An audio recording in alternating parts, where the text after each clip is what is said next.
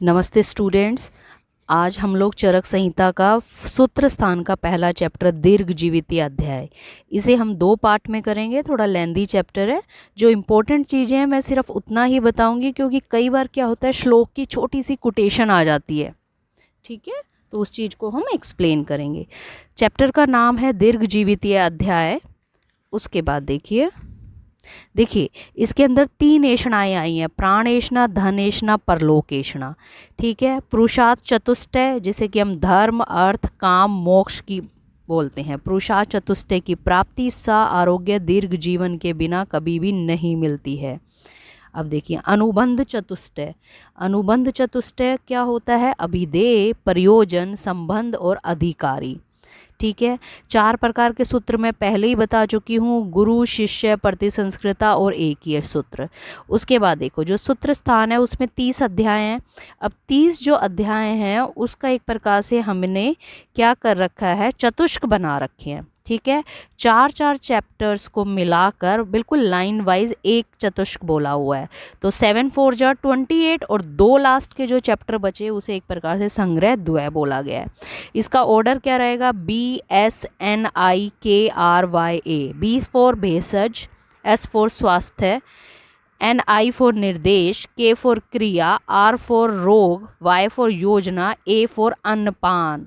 ठीक है, ये सारे क्या हो गए? चतुष्क हो गए। तो आपसे कोई पूछे तो 7 चतुष्क हैं और लास्ट वाले जो 2 बच गए वो कहलाते हैं संग्रह द्वय।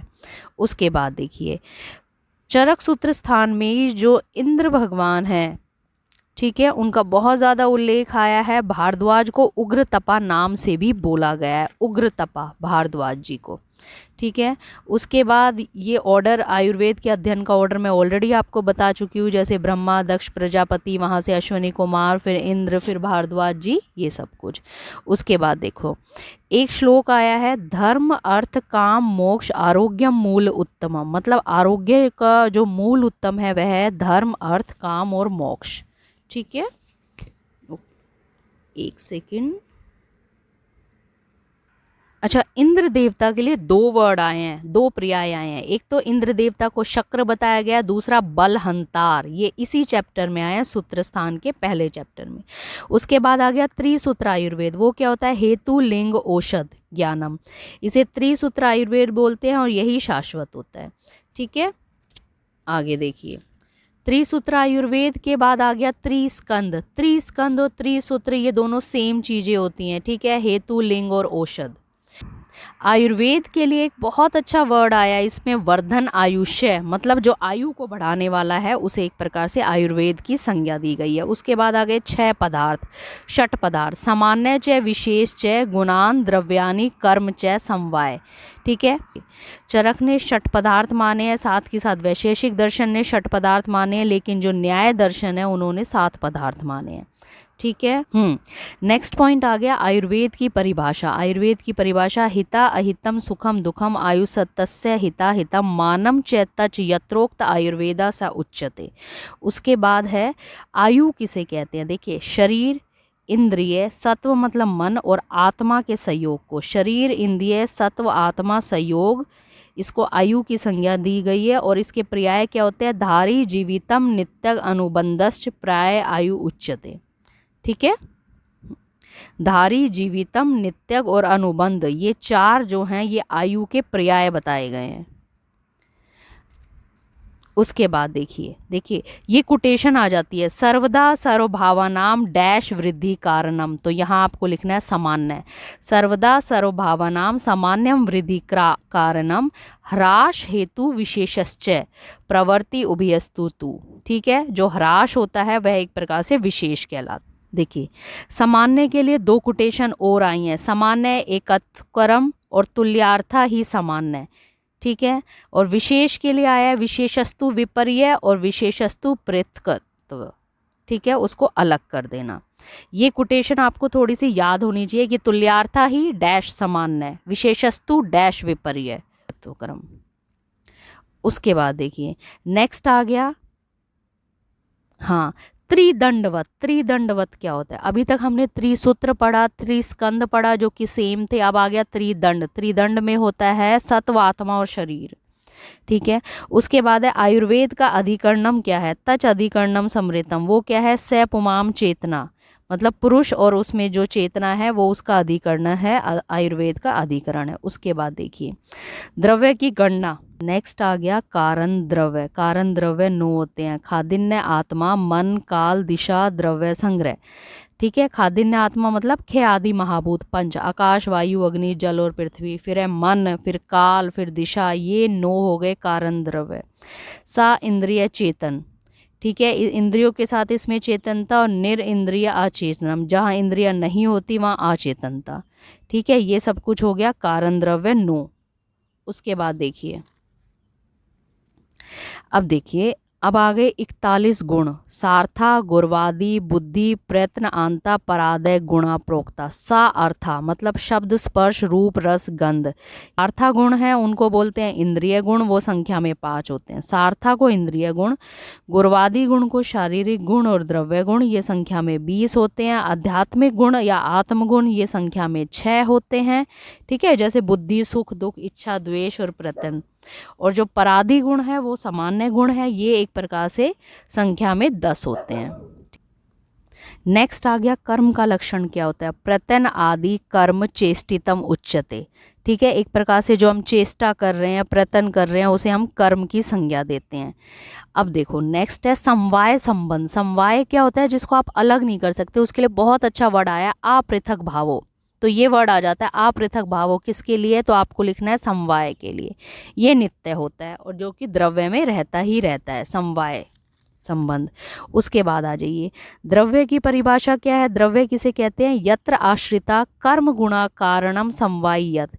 द्रव्य उसे कहते हैं जिसके अंदर उसके गुण और कर्म वो समवायी रूप से रहते हैं, उसे हम द्रव्य कहते हैं। गुण गुण किसे कहते हैं, देखिए समवायी तु निश्चेष्ट कारणम गुणः।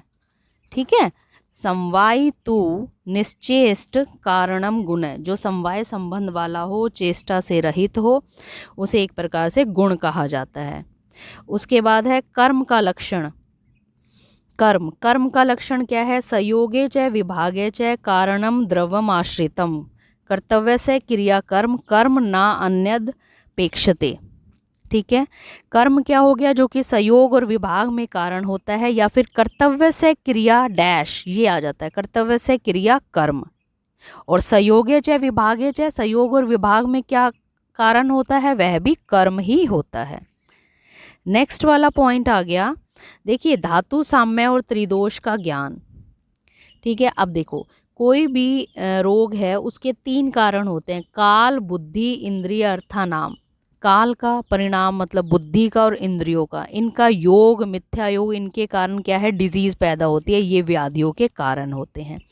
रोगों का आश्रय, व्याधि नाम आश्रय, ये वर्ड आ सकता है, व्याधि नाम आश्रय। व्याधि का आश्रय कौन है, 2 हैं, शरीर और सत्वज्ञ, मतलब शरीर और एक मन। ठीक है, आत्मा के लिए वर्ड आया निर्विकार, पर मतलब श्रेष्ठ, सत्व भूत गुण इंद्रिय। ठीक है, चैतन्य कारण, नित्य दृष्टा, पश्यति ही क्रिया। ठीक है, आत्मा रोग एक प्रकार से क्या है, आत्मा के लिए क्या क्या वर्ड आया, निर्विकार है, पर है, श्रेष्ठ, सत्व भूत गुण इंद्रिय। सत्व भूत से एक प्रकार से प्रधान है, चैतन्य का कारण है, और दृष्टा पश्यति ही क्रिया, ये हो गया। अब देखिए शारीरिक दोष कौन से होते हैं, वात पित्त कफ। मानसिक दोष कौन से होते हैं, रज और तम। ठीक है, अब देख शारीरिक अगर रोग हो जाता है तो उसका चिकित्सा सूत्र क्या है, देव और युक्ति व्यापरशय। मानसिक रोग हो जाते हैं तो 5 चीजें ध्यान से सुनिए, ज्ञान, विज्ञान, धैर्य, स्मृति, समाधि भी। इससे हम एक प्रकार से मानसिक रोगों को ठीक कर सकते हैं, ज्ञान, विज्ञान, धैर्य, स्मृति, समाधि भी। ठीक है, नेक्स्ट हो गया, अब दोष में एक एक का लक्षण आ रहा है। जैसे सबसे पहले वात का लक्षण है, वात का क्या होता है, रुक्ष, शीतो, लघु, सूक्ष्म, सचल, विशद और खर। पित्त का क्या होगा, सा स्नेहम, उष्णम, तीक्ष्णम, द्रवम, अम्लम, सरम, कटु। ये बहुत इंपॉर्टेंट है कि ये अम्लम वर्ड कहाँ पे आता है, द्रवम, अम्लम, सरम, कटु, ये है पित्त का लक्षण। ठीक है, कफ का लक्षण क्या हो गया, गुरु, शीत, मृदु, स्निग्ध, मधुर, स्थिर, पिच्छिलम। उसके बाद देखिए, हाँ ये कॉन्सेप्ट आया रसनार्थो रसय। ठीक है। जो जिह्वा से जिसका ज्ञान होता है उसे रस कहते हैं। और रस की उत्पत्ति में दो कारण द्रव्य होते हैं मेन, आप और क्षिति। द्रव्य आप, क्षिति। आप मतलब जल, क्षिति मतलब पृथ्वी। ठीक है। उसके बाद 6 प्रकार के रस हो गए, मधुर, अम्ल, लवण, कटु, तिक्त, कसाय। अब इसमें आपको ये पता होना चाहिए कि कौन कौन से महाभूत प्रधान होते हैं और दोषों का क्या क्या इफेक्ट आता है। देखिए सबसे पहले आप यहाँ से देखिए, कटु, तिक्त, कषाय, ये जो 3 हैं रस, ठीक है, ये वात को बढ़ाने वाले होते हैं। वात को बढ़ाएंगे तो जो अपोजिट वाले मधुर, अम्ल, लवण है वो वात को शांत कर देंगे। ठीक है। दूसरा देखिए, अम्ल, लवण, कटु, सेकेंड, थर्ड और फोर्थ ऑर्डर सेम रहेगा। ये तीनों के तीनों पित्त को बढ़ाते हैं बहुत ज़्यादा। तो पित्त को अगर शांत करना है तो जो बच गए वो तीनों हो गए, मतलब मधुर, तिक्त और कसाय।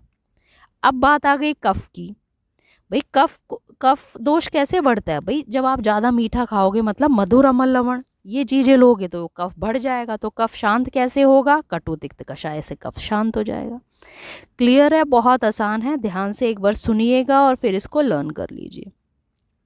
अब रही इसमें महाभूतों की बात। अब देख, कटु, तिक्त, कसाय, मैंने बताया ये तीनों वात को बहुत ज़्यादा बढ़ाते हैं, तो तीनों में वायु महाभूत है ही है। उसके बाद जो कटु है उसके अंदर अग्नि होता है, ठीक है। जो तिक्त है उसके अंदर आकाश होता है, और जो कसाय है उसके अंदर पृथ्वी होता है। रही बात आगे मधुर में, क्या है, मधुर सबसे ज़्यादा हैवी रस होता है, तो उसके अंदर 2 महाभूत है जो सबसे भारी होते हैं, जल और पृथ्वी। उसके बाद लवण, नमक, नमक को कैसे करते हैं? जैसे कि पानी में घोल देते हैं और फिर गैस पे जला देते हैं, है ना, तो जल और अग्नि हो गया। और अम्ल जो बचा, ऊपर से एक लेना है, मतलब मधुर से एक पृथ्वी ले लिया और लवण से एक अग्नि ले लिया, तो मतलब पृथ्वी और अग्नि ये दोनों बनाते हैं अम्ल रस। ठीक है, एक बार आप ध्यान से इसे सुन लेंगे तो आपको ये याद रहेगा। ठीक है, आज की हम ऑडियो को यहीं पे स्टॉप करते हैं। बचा हुआ सेकंड पार्ट हम कल करेंगे।